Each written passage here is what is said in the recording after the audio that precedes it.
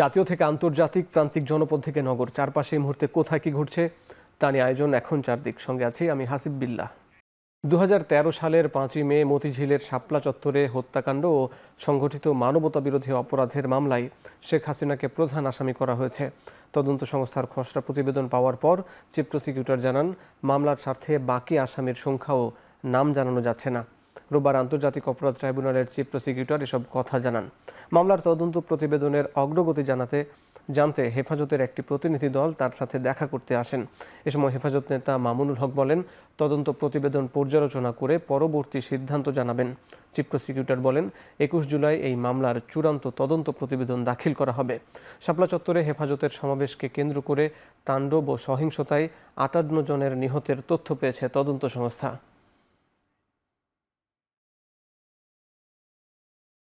প্রাথমিকভাবে আমরা যেটুকু দেখেছি, কিছু আমাদের টুকটাক কারেকশন আছে। সেই কারেকশন আমরা এখনই ফাইনাল বলি নেই, আমরা একটু পর্যালোচনা করে আমরা এই দুই একদিনের মধ্যেই আমাদের কারেকশনের কথাগুলো আমরা ওনাদেরকে বলার পরে আমরা ফাইনাল একটা কথা বলতে পারবো যে আমাদের স্যাটিসফ্যাকশনটা কতটুকু হলো। আমাদের কাছে যে রিপোর্টটি, সেটা আমরা খসড়া রিপোর্টটি আমরা পর্যালোচনা করে দেখছি। হয়তো শিগগির আমাদের কাছে পূর্ণাঙ্গ রিপোর্ট আসবে এবং সেই রিপোর্ট আসার পরে আপনারা জেনে থাকবেন যে সেখানে আমি বাদী হয়ে একটা ফর্মাল চার্জ দাখিল করব এবং স্বাভাবিকভাবে বিচার প্রক্রিয়া শুরু হবে। শেখ হাসিনার বিরুদ্ধে প্রাথমিক প্রতিবেদন পাওয়া গেছে। সেখানে পুলিশ প্রধান, বিজিবি প্রধান সহ এরকম কয়েকজন, আমরা মোটা দাগে বলতেই পারি যে তাদের বিরুদ্ধে একটা খসড়া রিপোর্ট এসছে। সেটা আমরা যাচাই বাছাই করে দেখব। সাবেক ভূমিমন্ত্রী সাইফুজ্জামান চৌধুরী জাবেদের গুলশানের প্রায় ৭,৫০০ বর্গফুটের দুটি ফ্ল্যাট দখলে নিতে অভিযান চালিয়েছে দুদক। অভিযানে মার্সিডিজ বেঞ্জ সহ 5টি বিলাসবহুল গাড়ির চাবি সহ দুর্নীতির নানা আলামত সংগ্রহ করেছে দুদক। রোববার সকালে নির্বাহী ম্যাজিস্ট্রেট ও স্থানীয় পুলিশের সহায়তায় ফ্ল্যাট দুটির তালা ভেঙে মালামাল জব্দের প্রক্রিয়া শুরু করে সংস্থাটি। গত ডিসেম্বরে গুলশান 2-এর 66 নম্বর রোডের এই বিলাসবহুল বাড়িটির সন্ধান পায় দুদক, যেখানে সাবেক ভূমিমন্ত্রী প্রায় 18 কোটি টাকা মূল্যের দুটি ফ্ল্যাট রয়েছে। মন্ত্রিত্ব থাকাকালে তিনি এখানে থাকতেন। আদালত থেকে 7 ও 11 তলার ফ্ল্যাট দুটি ক্রোকের আদেশের পর সেখানে রিসিভার নিয়োগ দেওয়া হয়। এরই ধারাবাহিকতায় রোববার সকালে গুলশান পুলিশের সহায়তায় একজন নির্বাহী ম্যাজিস্ট্রেটের উপস্থিতিতে বন্ধ ফ্ল্যাট দুটির তালা ভেঙে ভেতরে প্রবেশ করেন দুদক কর্মকর্তারা। ফ্ল্যাটে মার্সিডিজ বেঞ্জ সহ 5টি বিলাসবহুল গাড়ির চাবি, দুর্নীতির নানা আলামত মিললেও অনেক মালামাল আগেই সরিয়ে ফেলা হয়েছে বলে ধারণা তাদের। ফ্ল্যাট দুটির নিয়ন্ত্রণে নেয়ার পর এর রক্ষণাবেক্ষণের দায়িত্ব থাকবে দুদকের সম্পদ ব্যবস্থাপনা বিভাগ। 5 থেকে 6টা গাড়ির চাবি পেয়েছি, দামি গাড়ি, মার্সিডিজ বেঞ্জ সহ রোলেক্স ঘড়ির অনেকগুলো প্যাকেট পেয়েছি, ম্যানুয়াল পেয়েছি। এছাড়া বেশিরভাগ দামি জিনিস অবশ্য সরিয়ে ফেলেছে। তবে আমরা এখান থেকে অনেক ক্লু পাবো, তদন্তের অনেকগুলো ক্লু পাবো, যেগুলো আমরা ভবিষ্যতে আমাদের কাজে লাগবে। সম্পদ ব্যবস্থাপনা ইউনিট সাধারণত এটা আইনে বলা আছে যে এই সম্পদটা যাতে যথাযথ ব্যবহার নিশ্চিত করা হয়। যদি এটা ভাড়া দেওয়ার উপযোগী হয় তাহলে ভাড়া দিবে, যদি এটা ভাড়া দেওয়ার উপযোগী না হয় তাহলে এটার রক্ষণাবেক্ষণ নিশ্চিত করবে। 71-এ যারা দেশের দায়িত্ব নিয়েছিল তারা জাতির সঙ্গে বিশ্বাসঘাতকতা করেছে, এমন মন্তব্য করেছেন বিএনপি মহাসচিব ও এলজিআরডি মন্ত্রী মির্জা ফখরুল ইসলাম আলমগীর। রোববার সকালে ন্যাশনাল এডিটর্স কাউন্সিল আয়োজিত জুলাইয়ের শহীদ সাংবাদিকদের সম্মাননা অনুষ্ঠানে তিনি একথা বলেন। এ সময় জুলাই আন্দোলনে শহীদ হওয়া 5 সাংবাদিকের পরিবারের হাতে এনইসির পক্ষ থেকে সম্মাননা স্মারক ও নগদ 1 লাখ টাকা তুলে দেন মন্ত্রী। শহীদ সাংবাদিকদের অবদানের কথা স্মরণ করে তিনি বলেন, তাদের পরিবারের পাশে দাঁড়ানো সরকারের দায়িত্ব। এ নিয়ে দ্রুত ব্যবস্থা নেওয়া হচ্ছে বলে জানান তিনি। অনুষ্ঠানে সভাপতি মাহমুদুর রহমান আশ্বাস দিয়ে বলেন, জুলাই শহীদ সাংবাদিকদের সাথে ন্যাশনাল এডিটর্স কাউন্সিল সব সময় থাকবে। অনুষ্ঠানে উপস্থিত অন্তর্বর্তী সরকারের সাবেক প্রেস সচিব শফিকুল আলম বলেন, শহীদ সাংবাদিকদের সন্তানদের বিনামূল্যে স্নাতক পর্যন্ত পড়াশোনার ব্যবস্থা করা হয়েছে। শহীদ সাংবাদিক সিলেটের এটিএম তুরাবের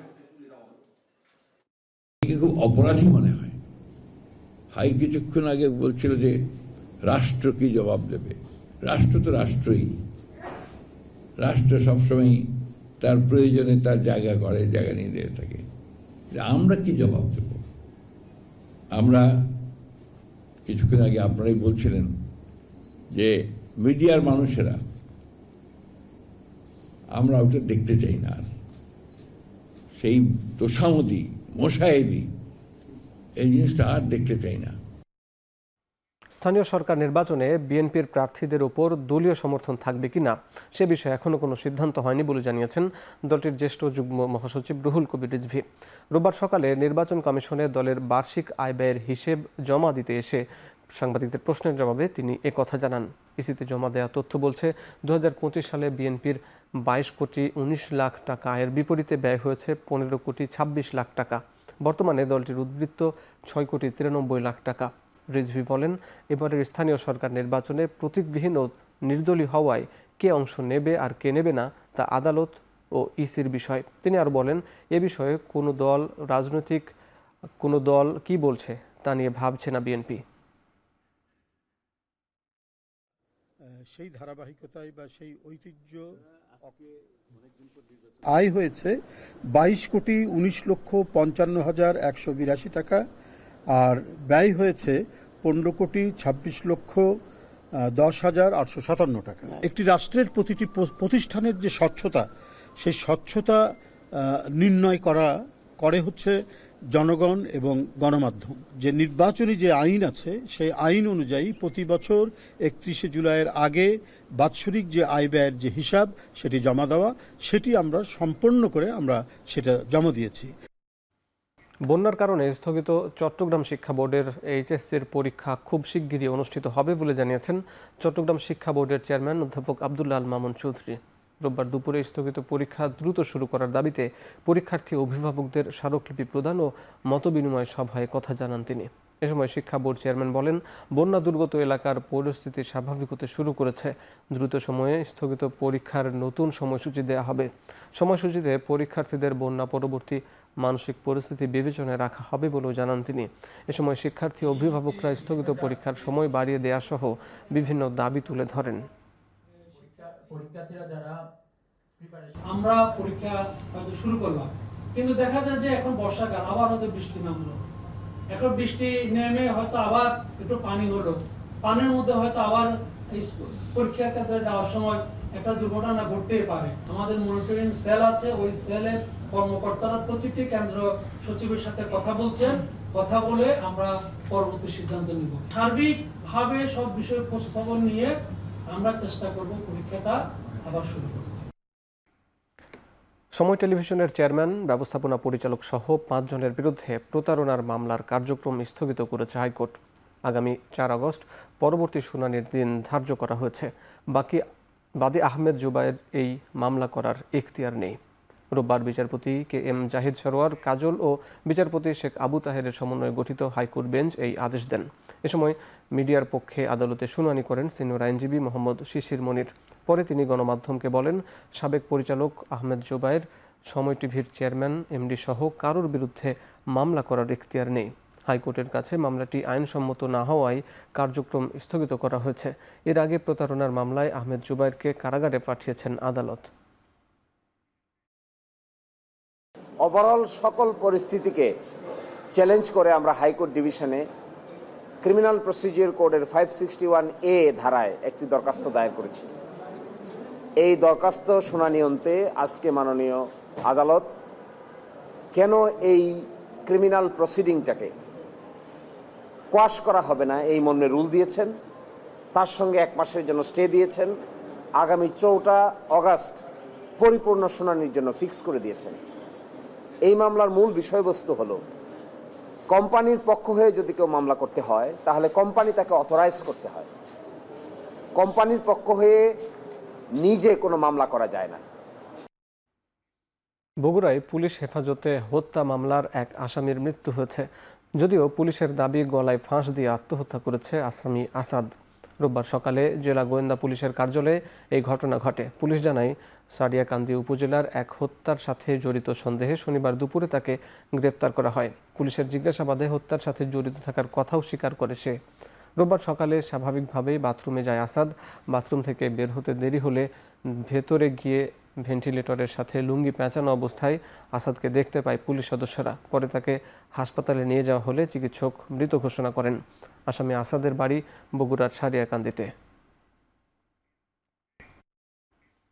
সিলেটে বাংলাদেশ ও মার্কিন সেনাবাহিনীর যৌথ সামরিক মহড়া টাইগার লাইটনিং 2026-এর আনুষ্ঠানিক উদ্বোধন হয়েছে।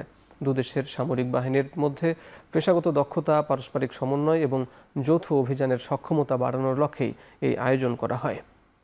রোববার দুপুরে জালালাবাদ সেনানিবাসে স্কুল অব ইনফ্যান্ট্রি অ্যান্ড ট্যাকটিক্সের এর উদ্বোধন করা হয়। প্রধান অতিথি হিসাবে বক্তব্য রাখেন রাষ্ট্রদূত ব্রেন্টি ক্রিস্টেনসন।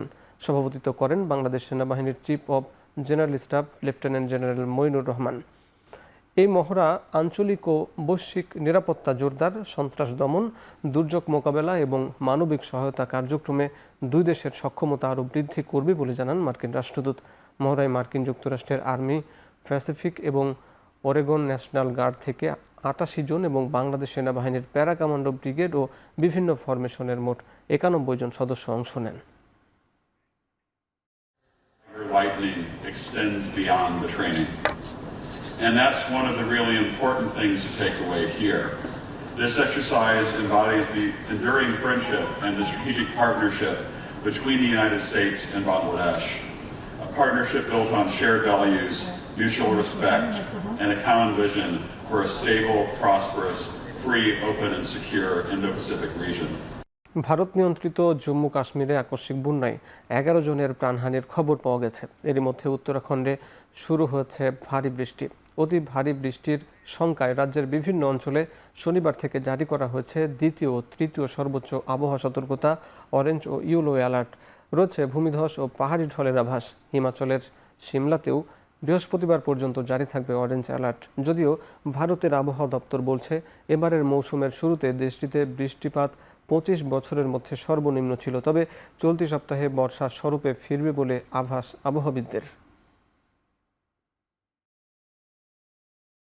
জর্ডানে 2 মার্কিন সেনা সদস্য নিহতের পর ট্রাম্পের নির্দেশে টানা 8ম দিনের মতো ইরানে জোরদার হামলা চালিয়েছে যুক্তরাষ্ট্র। শনিবার রাতের বিমান হামলায় ইরানের কেশম দ্বীপ ছাড়াও লক্ষ্যবস্তুতে পরিণত হয় বন্দর আব্বাস ও বন্দর লেঙ্গেতের সামরিক অবকাঠামো।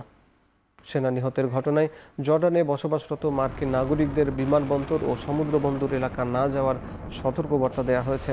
এই ঘটনায় শোক জানিয়ে ট্রাম্প আরও হুমকি দিয়েছেন তেহরানকে কোনোভাবেই পরমাণু অস্ত্র তৈরি করতে দেবে না ওয়াশিংটন।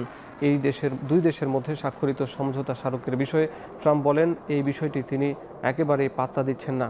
এদিকে ট্রাম্পকে মহাশয়তান আখ্যা দিয়ে ইরানের সর্বোচ্চ নেতা মুজতবা খামেনি হুঁশিয়ারি জানিয়ে বলেন যুক্তরাষ্ট্রকে উচিত শিক্ষা দেবে তেহরান ও তার আঞ্চলিক মিত্ররা। 2 ঘন্টা বন্ধ থাকার পর ফের বিশ্বব্যাপী সচল হলো ফেসবুকের ডেস্কটপ ভার্সন। ধীরে ধীরে সচল হচ্ছে মেটার অন্য 2 প্ল্যাটফর্ম হোয়াটসঅ্যাপ ও ইনস্টাগ্রামও। এর আগে বাংলাদেশ সময় দুপুর 1:30টা থেকে ডেস্কটপের ওয়েবসাইটের মাধ্যমে প্রবেশ করতে পারছিলেন না ব্যবহারকারীরা। ট্র্যাকিং পরিষেবা প্রতিষ্ঠান ডাউন ডিটেক্টর বলছে রোববার হঠাৎ করে বিশ্বজুড়ে ফেসবুকের সমস্যা সংক্রান্ত অভিযোগ বেড়ে যায়। অনেক ব্যবহারকারী মেসেঞ্জার অ্যাপ থেকে বার্তা পাঠাতে ও ছবি ভিডিও আপলোড করতে গিয়েও ব্যর্থ হয়। তবে ফেসবুক বিভ্রাটের বিষয়ে এখনও কোনো বার্তা দেয়নি নিয়ন্ত্রণকারী প্রতিষ্ঠান মেটা। দর্শক, এখন চারদিকে নিচ্ছে আরও একটা বিরতি, ফিরছে একটু পরে।